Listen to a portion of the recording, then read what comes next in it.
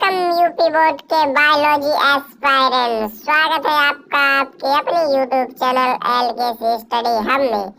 So guys, अपनी series को आगे बढ़ाते हुए आज चैप्टर नंबर 4 के इम्पोर्टेंट क्वेश्चन आपके लिए लाए हुए हैं, जो कि बहुत ही महत्वपूर्ण क्वेश्चन है।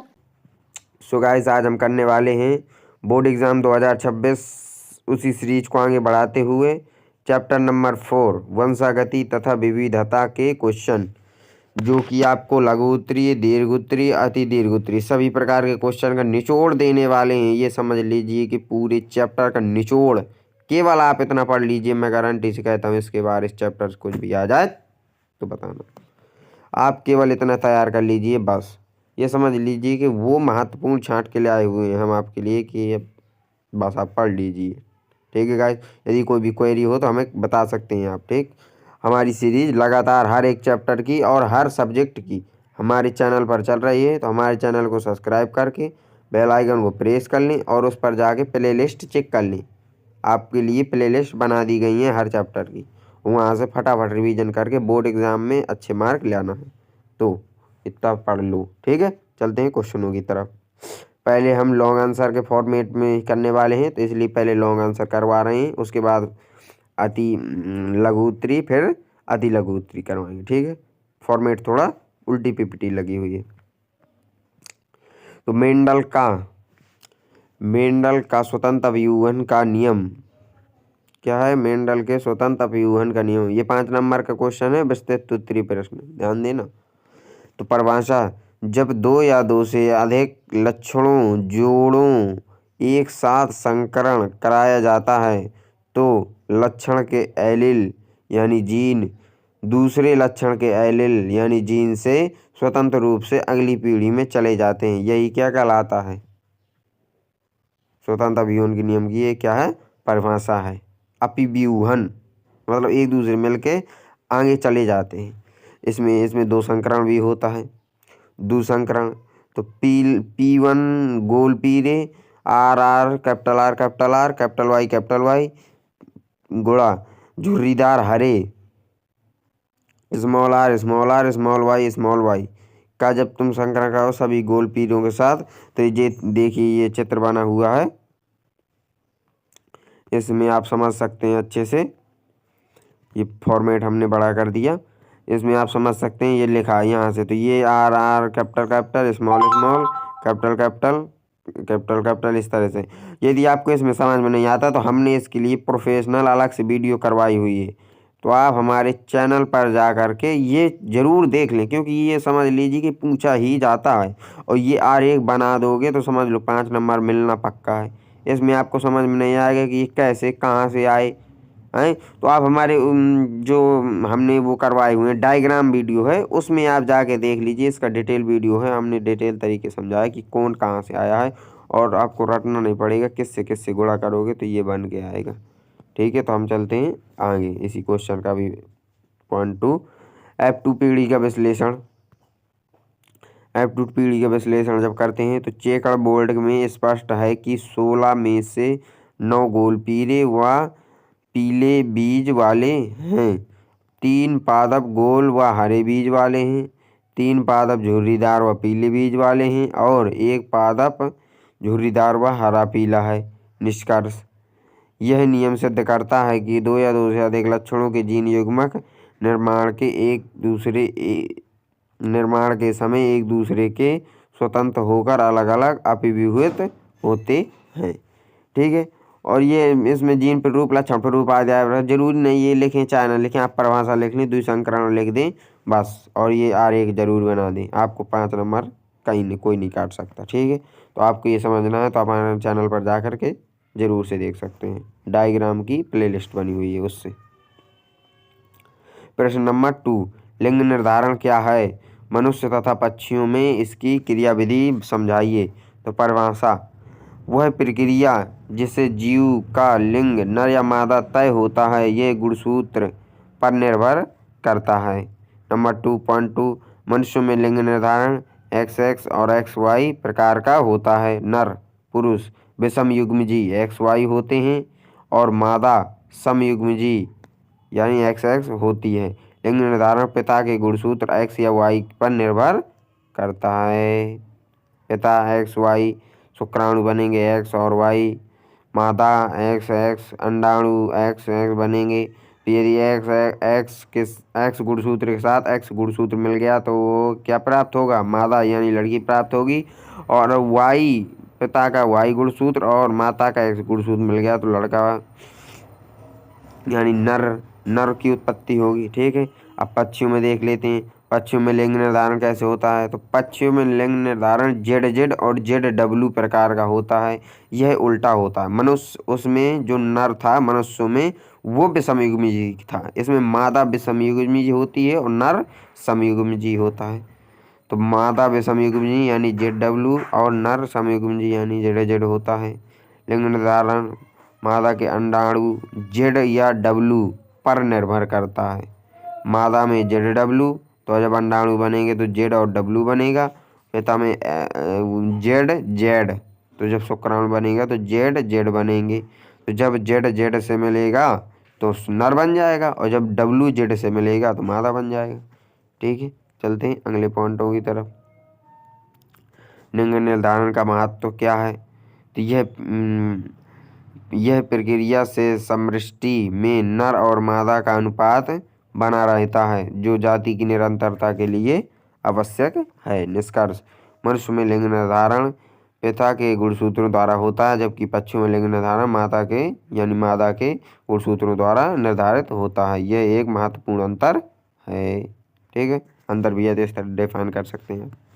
चलते हैं अगले क्वेश्चन में। क्वेश्चन नंबर 3, गुणसूत्री विकार क्या है, निम्नलिखित पर टिप्पणी लिखो। डाउन सिंड्रोम, टर्नर सिंड्रोम और क्लाइनफेल्टर सिंड्रोम। परिभाषा, तो गुणसूत्रों की संख्या या संरचना में परिवर्तन के कारण होने वाले विकारों को गुणसूत्र विकार कहते हैं। प्रमुख विकार क्या हैं। तो डाउन सिंड्रोम कारण 21वें गुणसूत्र की गुणसूत्रता, कुल गुणसूत्र 47 होते हैं। लक्षण, छोटा कद होगा, गोल सिर होगा, खांच युक्त जीभ होगी और मानसिक मंदता यानी उसकी बुद्धि थोड़ा कम होगी। तो डाउन सिंड्रोम में क्या होता है, एक गुणसूत्र कम होता है, एक गुणसूत्र अधिक होता है, क्योंकि मनुष्य में 46 गुणसूत्र होते हैं। 23 जोड़ी 2 जोड़ी होते हैं तो एक में 23 होते हैं तो 23 दूनी 46 हो जाते हैं।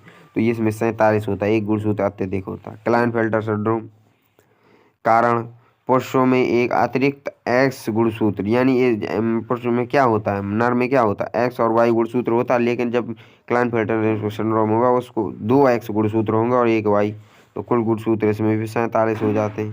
तो ये लक्षण, बांध पुरुष होगा, माना जैसे लक्षण करेगा, जैसे स्तनों का विकास हो जाएगा का प्रकट होना। टर्नर सिंड्रोम कारण स्त्रियों में एक एक्स गुणसूत्र की अनुपस्थिति, यानी इसमें एक ही एक्स गुणसूत्र पाया जाएगा, जो मादा है उसमें एक ही एक्स गुणसूत्र पाया जाएगा, अर्थात कुल गुणसूत्र 45 ही होंगे। लक्षण, बांध स्त्री, अविकसित अंडाशय, द्विस्तरीय लैंगिक लक्षणों का अभाव होगा। चलते हैं अगले क्वेश्चन की तरफ। क्वेश्चन नंबर 4, अपूर्ण प्रभाविता और सप्रभाविता में अंतर स्पष्ट करो। परिभाषा लिखनी है। इनमें विषमयुग्मी अवस्था में कोई एलील पूर्णतः प्रभावित नहीं होता है और एक मध्यवर्ती लक्षण प्रकट होता है। और सप्रभाविता, इसमें विषमयुग्मी अवस्था में दोनों एलील अपना प्रभाव एक साथ स्वतंत्र रूप से दिखाते हैं, इसे सप्रभाविता। आप ऐसे सरल शब्दों में लिखें, स मतलब साथ साथ, अपूर्ण मतलब अलग अलग। तो स मतलब जब दोनों लक्षण एक साथ प्रभावी हो जाए प्रथम पीढ़ी में तो उसे सप्रभाविता, और जब पहली पीढ़ी में कोई एक लक्षण प्रभावी हो और एक लक्षण अप्रभावी बना रहे तो उसे अपूर्ण प्रभाविता कहते हैं। ठीक है। ये इस तरह से आप डिफाइन कर सकते हैं सरल। उदाहरण लिखना पड़ेगा।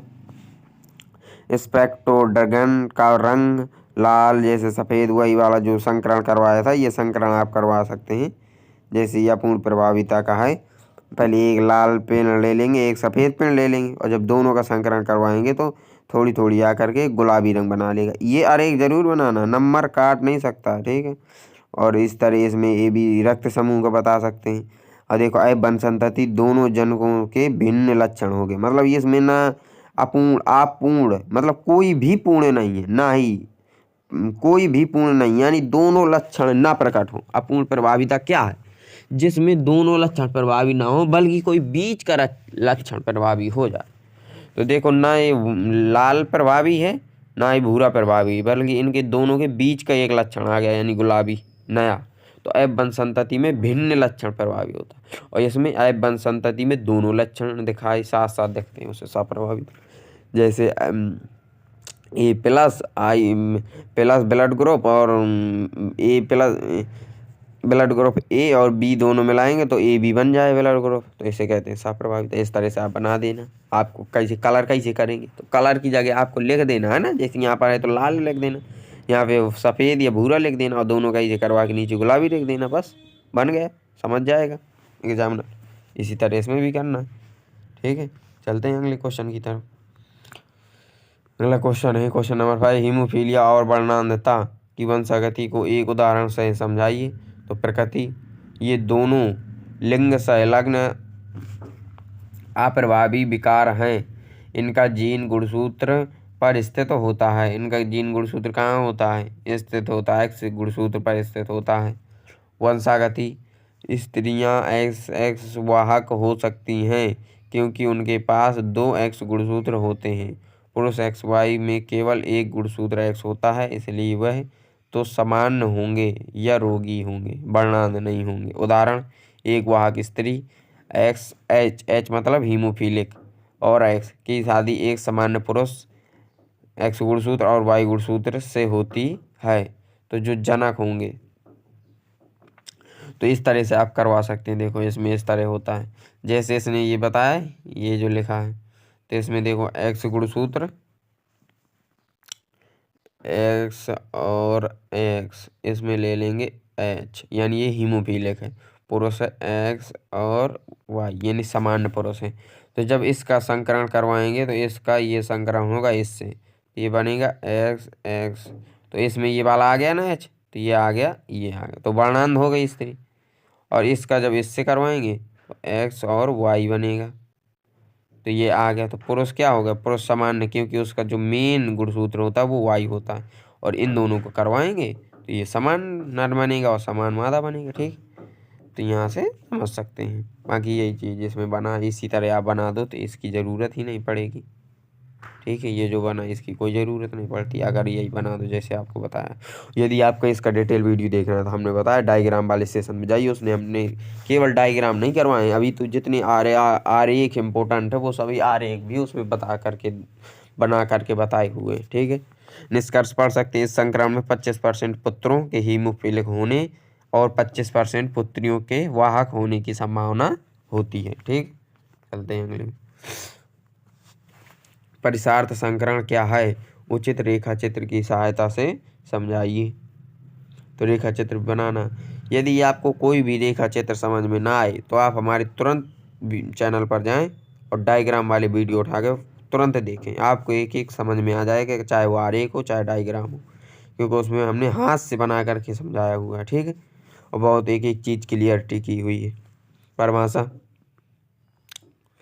परिभाषा क्या है? परिभाषा कहती है, जब F1 पीढ़ी के विषम युग में जीवों का संस्करण उसके अप्रभावी जनक के साथ कराया जाता है तो परिसार्थ संकरण कहते हैं। उद्देश्य क्या है? यह ज्ञात करना कि F1 जीव शुद्ध या संकर है, कैसा है। ज्ञात करना कि F1 जो जीव है वह शुद्ध है या संकर है।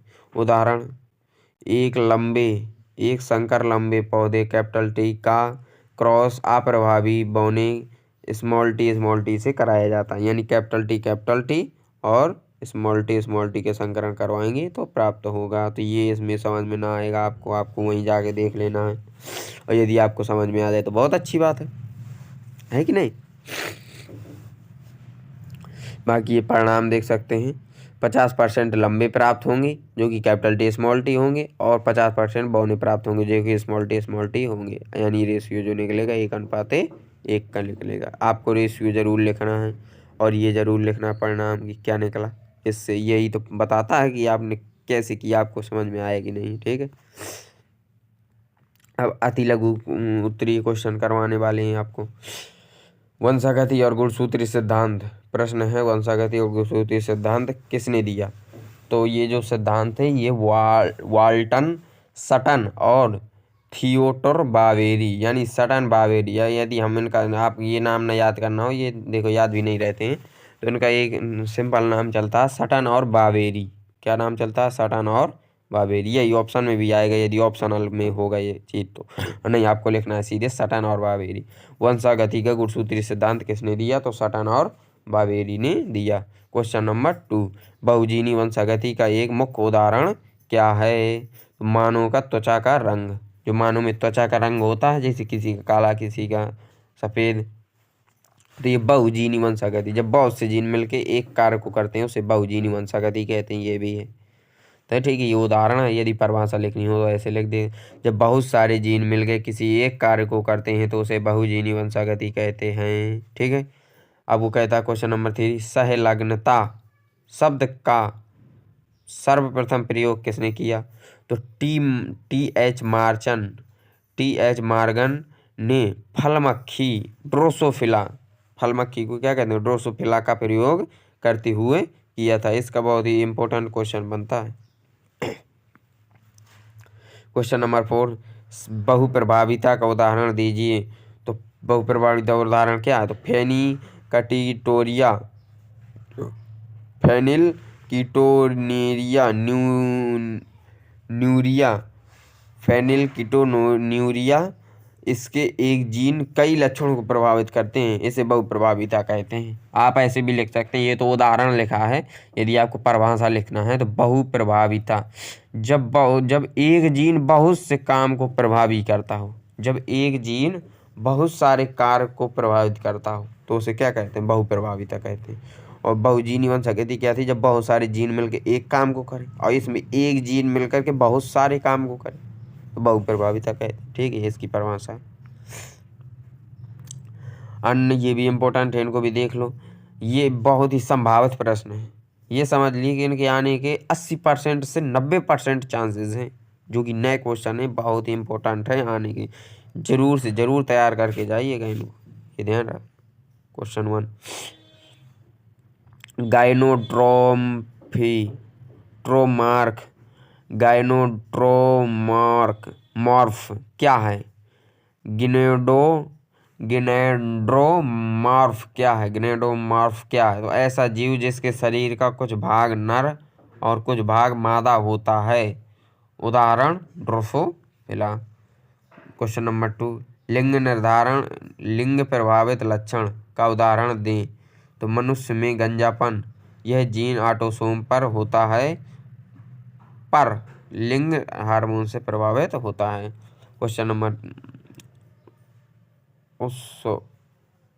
सही। क्वेश्चन नंबर 3, लिंग सीमित लक्षण किसे कहते हैं? तो वे लक्षण जो केवल एक ही लिंग में प्रकट होते हैं। उदाहरण दुग्ध उत्पादन मादा में और दाढ़ी मूंछ नर में। यही एक है जो लिंग सीमित लक्षण किसे कहते हैं? ये सीमित लक्षण, लिमिटेड। क्वेश्चन नंबर 4, प्रश्न, वंशावली विशेषण की क्या उपयोगिता है? तो यह कई पीढ़ियों में किसी विशेष लक्षण की वंशागति के पैटर्न का अध्ययन करने में सहायक होते हैं। क्वेश्चन नंबर 5, जीन प्रारूप और लक्षण प्रारूप में क्या अंतर है? तो जीन प्रारूप जीन की आनुवंशिक संरचना है, जबकि जो लक्षण प्रारूप है उसके बाहरी दृश्य लक्षण है, बाहरी दृश्य लक्षण है। ठीक है। सो गाइस, आपको वीडियो कैसा लगा? Thanks for watching my video. यदि वीडियो अच्छा लगा हो तो लाइक ज़रूर से ज़रूर करें, चैनल को सब्सक्राइब करें और बेल आइकन दबाना ना भूलें, ताकि कोई भी वीडियो आए तो वो मिस ना हो, आपको तुरंत इन्फॉर्मेशन मिले। और आपको कमेंट करके बताना है कि आपको वीडियो कैसा लगा, और इस क्वेश्चन का आंसर कमेंट बॉक्स में ज़रूर से ज़रूर बताना है। मानव में लिंग निर्धारण के लिए कौन सा गुणसूत्र जिम्मेदार होता है? तो आपको मैंने ये संकेत भी दे दिए हैं, आपको बताना है। Subscribe for more chapter wise MCQs। यदि आपको अभी इसके MCQ हम करवाने वाले हैं बायोलॉजी के, जिसमें हम एक 1 शॉट लाएंगे सभी चैप्टर के, जो महत्वपूर्ण से भी महत्वपूर्ण ऑल इम्पोर्टेंट MCQ होंगे। टॉप 20 या 30 क्वेश्चन हम लाएंगे आपके लिए, वो आप केवल उतने क्वेश्चन ही तैयार कर लेंगे तो MCQ उससे बाहर नहीं जाएगा, क्योंकि यूपी बोर्ड में 4 से 5 क्वेश्चन पूछे जाते हैं MCQ के, कभी 6 भी आ जाता है, ऐसी बात नहीं है। तो हम आपको टॉप करवा के लाएंगे हर एक चैप्टर का जिसमें होगा MCQ, और हमारी सभी चैप्टर और सभी सब्जेक्ट का यही सीरीज चल रही है, क्योंकि यूपी बोर्ड नज़दीक आ ही रहा है, आपको पता होगा 18 फरवरी से पेपर है, इसलिए हम जल्दी से जल्दी इसको करवाने का प्रयास कर रहे हैं। तो आपको हर एक वीडियो यदि चाहिए तो हमारे चैनल पर जा कर के प्लेलिस्ट चेक कर लीजिए, हम आपके लिए प्लेलिस्ट बना दी है हर एक सब्जेक्ट की, तो आप वहां से चैप्टर वाइज 1 शॉर्ट रिवीजन कर सकते हैं, जिसमें हमने all important question chapter wise question दिए हुए हैं। MCQ भी कुछ सब्जेक्ट के दे दिए हैं, जैसे केमिस्ट्री के, मैथ के फॉर्मूले वगैरह जो बहुत ही इम्पोर्टेंट है, वो सब चीज़, डायग्राम, हिंदी के लिए बहुत ही इम्पोर्टेंट फैक्ट और वीडियो बना दी गई हैं। कैसे कॉपी लिखना है, न्यू कॉपी कैसी है, आपको कैसे कहानी लिखना है, कैसे क्या स्ट्रेटजी, वीडियो भी डली हुई। तो आप सभी वीडियो हमारे चैनल पर जाके देख सकते हैं और ज़रूर से ज़रूर देखें, अपने दोस्तों के साथ शेयर करना ना भूलें। मिलेंगे किसी नेक्स्ट वीडियो में, तब तक के लिए जय हिंद, जय भारत, थैंक यू।